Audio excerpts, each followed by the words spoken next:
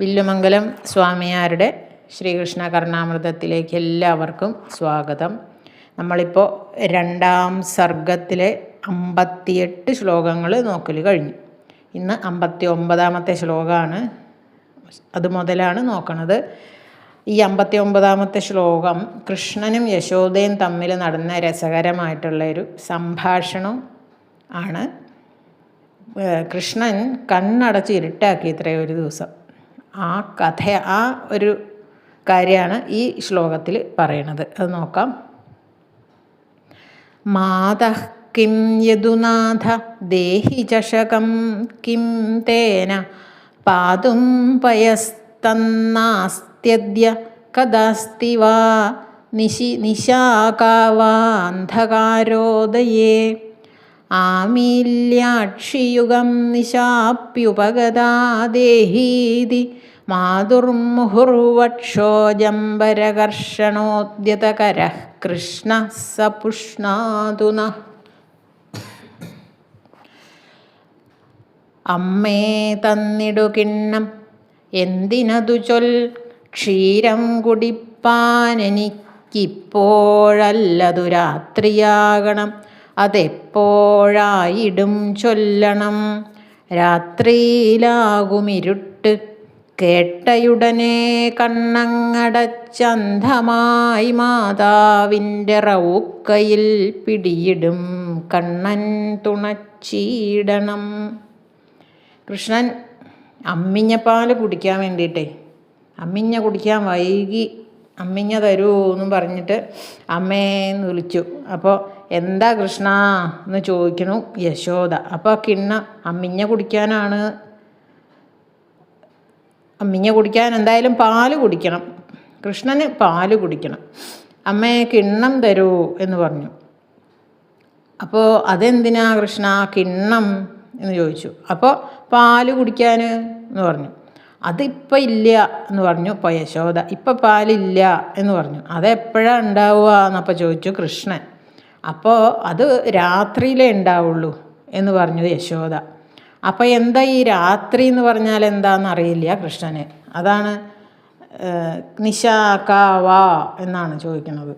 അപ്പോൾ അന്ധകാരോദയേ എന്ന് യശോദ, ഇരുട്ടാവുമ്പോഴാണ് രാത്രിയാവുക എന്ന് പറയും. നമ്മൾ കുട്ടികൾ ഇങ്ങനെ ചോദിക്കുന്ന കാര്യങ്ങൾക്ക് നമ്മളിങ്ങനെ ഇതുപോലെ ഓരോ മറുപടി കൊടുക്കാറില്ലേ. കുട്ടികൾ ഒന്നും അറിയാത്ത നിഷ്കളങ്കരായ കുട്ടികൾ നമ്മളോട് ഇങ്ങനെ ഓരോ ചോദ്യങ്ങൾ ചോദിക്കും അല്ലേ. എൻ്റെ മകൻ ഒരിക്കൽ പണ്ട് 2-2.5 വയസ്സുള്ളപ്പോൾ എന്നോട് ചോദിച്ചിട്ടുണ്ട്, അമ്മേ ഈ നക്ഷത്രങ്ങൾ എങ്ങനെയാണ് അവിടെ ഇങ്ങനെ ഇങ്ങോട്ട് വീഴാതെ നിൽക്കണത് എന്ന് ചോദിച്ചിട്ടുണ്ട്. അപ്പം നമുക്ക് അറിയണ പോലെ നമ്മൾ പറഞ്ഞു കൊടുക്കും. അങ്ങനെ അവർക്ക് മനസ്സിലാവണ്ടേ, അത്രയും ആ പാകത്തിന് നമ്മളിങ്ങനെ ഓരോന്ന് പറഞ്ഞു കൊടുക്കും. അപ്പം കൃഷ്ണൻ രാത്രിയിലെ പാല് കുടിക്കാൻ പറ്റുള്ളൂ, രാത്രി ആകുമ്പോഴേ പാലുണ്ടാവുള്ളൂ എന്നൊക്കെ യശോദ പറഞ്ഞപ്പോൾ ഈ രാത്രി എന്താ എന്നാണ് ചോദ്യം. അപ്പോൾ ഈ ഇരുട്ടാവുമ്പോഴാണ്, അന്ധകാരത്തിലാണ് ഈ രാത്രി എന്ന് പറയുക എന്ന് പറഞ്ഞു. അപ്പോൾ കണ്ണ് രണ്ടും അടച്ചാണ് പിടിച്ചിട്ട് രാത്രിയായി പാല് തരൂ എന്ന് പറഞ്ഞു. അത് നമ്മുടെ കുട്ടികളും അങ്ങനെയൊക്കെ പതിവുണ്ട് അല്ലേ. അപ്പോൾ എന്ന് പറഞ്ഞിട്ട് പിന്നെയും കണ്ണടച്ചിട്ട് അമ്മേ രാത്രിയായി എന്ന് പറഞ്ഞിട്ട് അമ്മയുടെ റൗക്ക പിടിച്ച് വലിച്ച് വാശി പിടിക്കണ ഒരു കൃഷ്ണനെയാണ് ഈ ഒരു ശ്ലോകത്തിൽ വില്ലുമംഗലം നമുക്ക് കാണിച്ചു തരുന്നത്. ആ കൃഷ്ണൻ നമ്മെ രക്ഷിക്കട്ടെ എന്നാണ് സ്വാമിയാർ പറയണത്. കൃഷ്ണ സപുഷ്ണാതു നഃ. അടുത്ത ശ്ലോകം 60ാമത്തെ ശ്ലോകമാണ്. ഇപ്പം ആദ്യം ചൊല്ലിയ ശ്ലോകം ശാർദൂല വിക്രീഡിതാണ്. ഈ അടുത്ത ചൊല്ലാൻ പോണതും ശാർദൂല വിക്രീഡിതം തന്നെയാണ്. കാളിന്ദീ പുളിനോദരേഷു മുസലീയാവദ്ഗതഃ ഖേലിതും താവത് കർബുരികാപയഃ പിബഹരേ വർദ്ധിഷ്യതേ തേ ശിഖാ ഇത്തം ബാലതയാ പ്രതാരണപരാ ശ്രുത്വാ യശോദാഗിരഃ പായാന്ന സ്വശിഖാം സ്പൃശൻ പ്രമുദിതഃ ക്ഷീരേ അർത്ഥപീതേ ഹരി. ഇതും യശോദയും കൃഷ്ണനും തമ്മിലുള്ള ഒരു സംഭാഷണം തന്നെയാണ്. കാളിന്തി പുളിനത്തിൽ രോഹിണിസുതൻ കേളിക്കു പോയിടവേ കണ്ണാ വന്നിടുപാൽ കുടിക്കുകതിനാൽ കേശം വളർന്നിടുമേ എന്നോതുന്നൊരശോദ തന്നരികെ വന്ന പാലിലർത്ഥം കുടിച്ചയ്യായൻ മുടി നീണ്ടിതല്ലോ ഈ വിധം ചൊല്ലുന്ന കണ്ണൻ തുണ. ബലരാമൻ കാളിന്തി പുളിനത്തിൽ കളിക്കാൻ പോയി ഇത്രേ. അന്ന് കൃഷ്ണൻ പോയിട്ടില്ല തോന്നണം ബലരാമൻ്റെ കൂടെ. അപ്പോൾ കാളിന്തിയിലെ മണൽത്തിട്ടുകളിൽ ഒറ്റയ്ക്ക് കളിക്കാമെന്ന് വിചാരിച്ചിട്ടാവും ബലഭദ്രൻ പോയി. ആ സമയത്ത് യശോദ പറഞ്ഞു, അല്ലേ കൃഷ്ണ, ചൂടുള്ള പാലുണ്ട്, ഇതാ കുടിച്ചോളൂ, അത് കുടിച്ചാലേ നിൻ്റെ തലമുടി ഇങ്ങനെ വളരും എന്ന് പറഞ്ഞു. അപ്പോൾ നമ്മൾ കാര്യസാധ്യത്തിനായിട്ട് കുട്ടികളോട് പലതും പറയാറുണ്ട് അല്ലേ. ഇതുപോലെ മുമ്പേ പറഞ്ഞ ഒരു നക്ഷത്രത്തിൻ്റെ കാര്യം പറഞ്ഞതുപോലെ ഇതുപോലെ വേറൊരു കാര്യം ഞാൻ എൻ്റെ മകനെ പറ്റിച്ച ഒരു കാര്യം ഉണ്ട്. പറ്റിച്ചതല്ല, ഉള്ള കാര്യമാണ് പറഞ്ഞത്. അവന് കുട്ടിയാകുമ്പം മുതിര വെച്ചാൽ ഇഷ്ടമല്ല. മുതിര നമ്മൾ ഉപ്പേരിയും കൂട്ടാനും ഒക്കെ ഉണ്ടാക്കുമല്ലോ, അവന് മുതിര വെച്ചാൽ വേണ്ട. അപ്പോൾ ആൺകുട്ടിയാണ്. ആൺകുട്ടികൾക്ക് മുതിര കഴിച്ചാൽ കുതിരയുടെ ശക്തി വരും എന്നൊക്കെ സൂത്രം പറഞ്ഞിട്ട് നല്ല ആരോഗ്യം ഉണ്ടാവണ്ടേ, കുതിരയുടെ പോലത്തെ ശക്തിയും അത്രയും സ്പീഡിലൊക്കെ ഓടാൻ പറ്റും എന്നൊക്കെ പറഞ്ഞ് സൂത്രം പറഞ്ഞിട്ടാണ് അവന് മുതിര കൂട്ടാൻ തുടങ്ങിയത്. അതേപോലെ ഇവിടെ യശോദ എന്താ ചെയ്തത്, ഈ അല്ലെങ്കിലേ പാല് കുടിയനാണ്.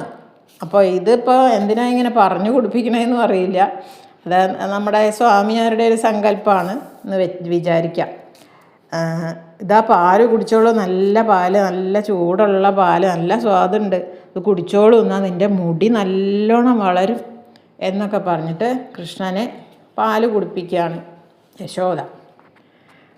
അപ്പോൾ വേഗം കുടിക്കൂ എന്നൊക്കെ പറഞ്ഞ് കുടിപ്പിച്ചു. അപ്പോൾ അതിൻ്റെ പകുതി, ആ കൊടുത്തതിൻ്റെ പകുതി പാല് കുടിച്ചു. എന്നിട്ട് ഇത് മറച്ച് ശരിക്കുള്ള കാര്യം പറയാതെ കുട്ടിയെ കൃഷ്ണനെ കളിപ്പിക്കാൻ വേണ്ടിയിട്ട് യശോദ പറഞ്ഞു, വളരും, മുടി വളരും എന്ന്. അപ്പോൾ പകുതി പാല് കുടിച്ചിട്ട് കൃഷ്ണൻ പറഞ്ഞു, അമ്മേ എൻ്റെ മുടി വളർന്നു, നോക്കൂ തലമുടി ഇപ്പം തന്നെ വളർന്നു, ഇങ്ങോട്ട് നീണ്ടു എന്ന് പറഞ്ഞ് ഇങ്ങനെ സന്തോഷിക്കുക കൃഷ്ണൻ.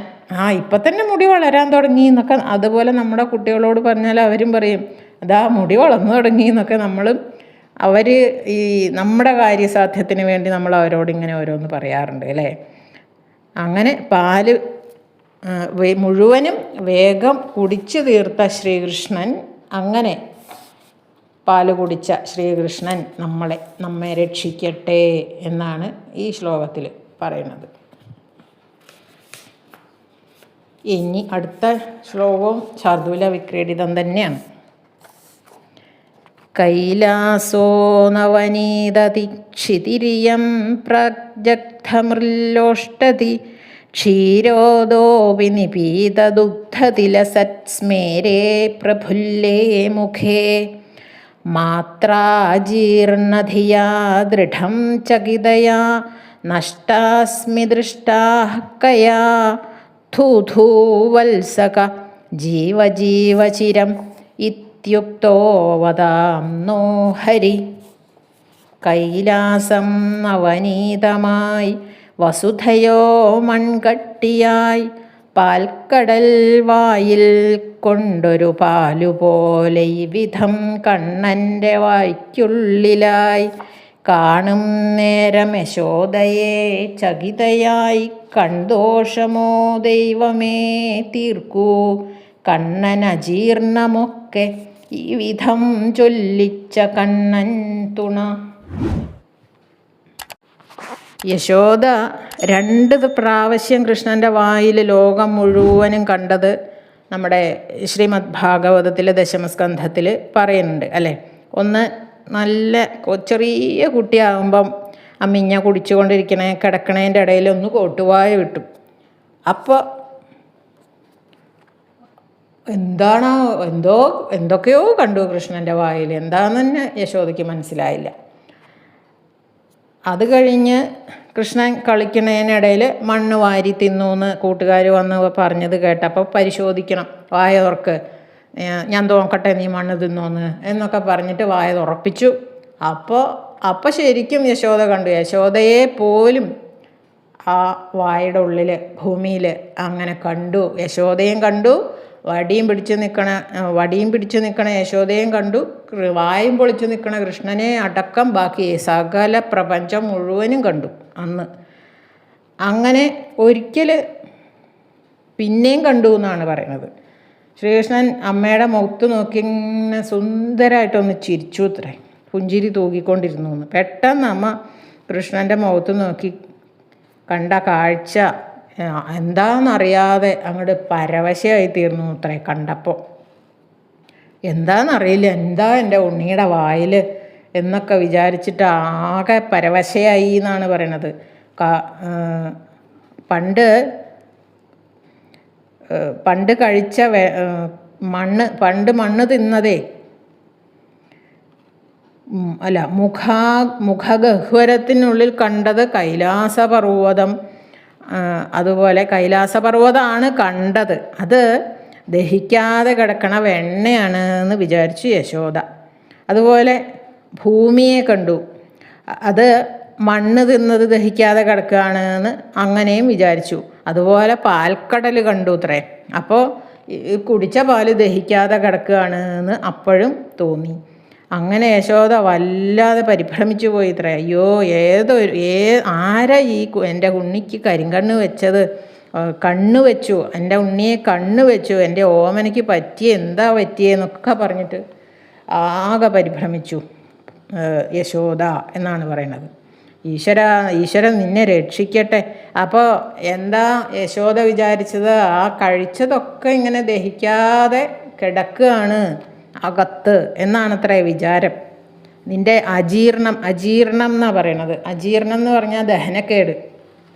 ഈ അസുഖങ്ങളെല്ലാം മാറ്റട്ടെ ഭഗവാൻ എന്ന് പറഞ്ഞ് മുമ്പൊരു ശ്ലോകത്തിൽ നമ്മൾ ഒരു ധൂധൂകൃതം കേട്ടില്ലേ? അതേപോലെ തന്നെ ഇവിടെയും ഈ അമ്മ മകനെ ഊതി ജപിക്കാൻ തുടങ്ങി എന്നാണ് പറയണത്. ഊത്ത് ഉണ്ടായി എന്നാണ് പറയണത്. അപ്പോൾ ഈ കുട്ടികൾ, പണ്ടത്തെ ആൾക്കാർ പറയാറുണ്ട്, കുഞ്ഞു കുട്ടികൾക്ക് ഭക്ഷണം കൊടുക്കണത് പുറമേ നിന്ന് ആരെങ്കിലും വന്നിട്ട് കണ്ടാൽ അവർക്ക് കൊതി പിടിക്കും എന്നൊക്കെ കൊതി വിടും എന്ന് പണ്ടുള്ള മുത്തശ്ശിമാരൊക്കെ പറയാറുണ്ട്. ദഹനക്കേട് ഉണ്ടാവും, കൊതിപ്പെടും എന്നൊക്കെ പറയാറുണ്ട്. അതുപോലെ എന്തെങ്കിലും പറ്റിയിട്ടുണ്ട് എന്നാണ് യശോദയുടെ വിചാരം. ഈ കൃഷ്ണന് കൊതിപ്പെട്ടു എന്നാണ് വിചാരിച്ചത്. എന്നിട്ട് ഓരോരോ മന്ത്രങ്ങൾ ചൊല്ലിയിട്ട് അതിങ്ങനെ ഊതി മാറ്റുന്ന സ്ത്രീകളും ഉണ്ടായിരുന്നു. അതിങ്ങനെ എന്തൊക്കെയോ മന്ത്രങ്ങൾ ജപിച്ച് ഇങ്ങനെ ഊതും. എന്നിട്ട് കൊച്ചിനെ തൊട്ടിട്ട് ഇങ്ങനെ ഊതി അതൊക്കെ മാറ്റുന്ന സ്ത്രീകളും പണ്ട് നാട്ടിലൊക്കെ ഉണ്ടായിരുന്നു, നാട്ടിൻപുറങ്ങളിലൊക്കെ ഉണ്ടായിരുന്നു. അങ്ങനെ ഒരു ചികിത്സയുണ്ടായിരുന്നു എന്ന് പറയാം. ഇപ്പോഴത്തെ കുട്ടികൾക്കൊന്നും അതൊന്നും അറിയുന്നുണ്ടാവില്ല. ഇതാണ് ഈ ധൂ എന്ന് പറയുന്നത്. ഈ ഊതുന്ന ആ ഒരു കാര്യത്തിനാണ് ഇങ്ങനെ ധൂ എന്ന് പറയുന്നത്. അപ്പോൾ ഈ ശ്ലോകത്തിൽ നവനീതതി മൃല്ലോഷ്ടതി ദുഗ്ധതി എന്നൊക്കെ, നവനീതം എന്ന് പറഞ്ഞാൽ വെണ്ണ, മൃൺ എന്ന് പറഞ്ഞാൽ മൃല്ലോഷ്ടതി എന്ന് പറഞ്ഞാൽ അത് മണ്ണ്, അതുപോലെ ദുഗ്ധം എന്ന് പറഞ്ഞാൽ പാല്. ഇതൊക്കെ ദഹിക്കാതെ കിടക്കുകയാണ് എന്നാണ് യശോദ വിചാരിച്ചത്. കണ്ണ് പെട്ടിട്ടേ കഴിച്ചതൊന്നും ദഹിച്ചിട്ടില്ല, അതാണ് ഞാനീ കണ്ടത് എന്നൊക്കെയാണ് യശോദയുടെ വിചാരം. അപ്പോൾ അങ്ങനെയുള്ള ആ പ്രാർത്ഥിക്കപ്പെട്ട ഭഗവാൻ ഹരി നമ്മളെ രക്ഷിക്കട്ടെ എന്നാണ് ഈ ശ്ലോകത്തിൽ സ്വാമിയാർ പറയണത്. അടുത്ത ശ്ലോകം നമുക്ക് അടുത്ത ദിവസം നോക്കാം. അതുവരെ എല്ലാവർക്കും നന്ദി, നമസ്കാരം.